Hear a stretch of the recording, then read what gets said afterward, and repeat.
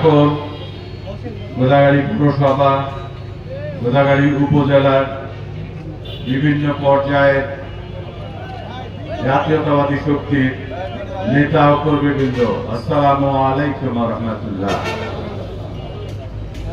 আজকে আমরা একত্রিত হয়েছি আমাদের জাতীয় সংহতি ও বিপ্লব দিবসে 50তম বর্ষপূর্তি উপলক্ষে। আপনারা সবাই জানেন, তবু একটু আপনাদের 50 বছর আগে ফিরিয়ে নিয়ে যাচ্ছি।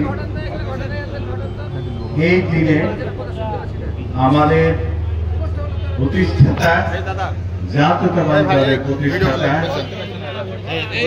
শহীদ প্রেসিডেন্ট জিয়াউর রহমান, উনি তখন বিসিএস ছিলেন, সেনাবাহিনী প্রধান ছিলেন। এই সেনাবাহিনী প্রধান বন্দী অবস্থায়, হাউস অ্যারেস্ট অবস্থায় উনি ক্যান্টনমেন্ট বাসভবনে আবদ্ধ ছিলেন পরিবার সহ।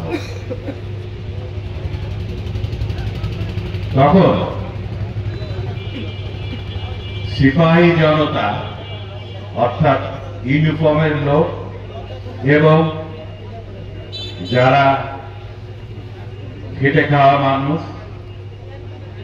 স্বতন্ত্র বাংলাদেশের উন্নয়ন করার জন্য প্রতিষ্ঠিতবদ্ধ ছিল, তারা একত্রে হয়ে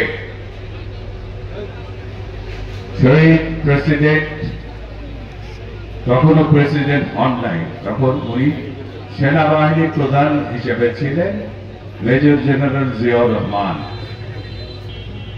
ওনাকে সেই বন্দিদশা থেকে মুক্ত করে দেশ পরিচালনার ভার দিয়েছিলেন।